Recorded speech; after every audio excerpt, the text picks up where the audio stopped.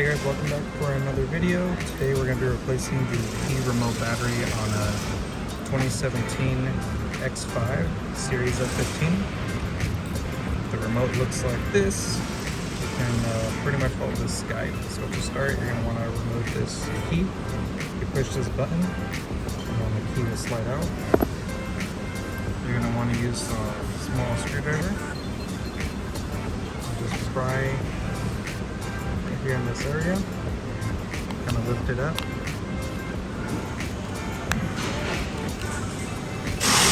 Just be careful not to scratch your remote. Once you got it about here,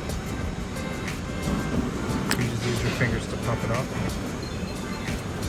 So this is a 2032 battery. You can just wedge it out, it pops right out. And put the new battery sliding positive up. You know it's positive because the battery tells you positive there. The flat side right here is negative. So you want to slide it in that way first and then just push down.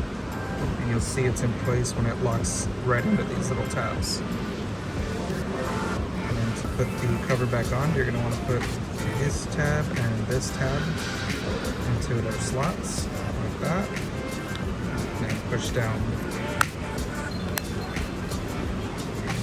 It. Then you can just slide your key back in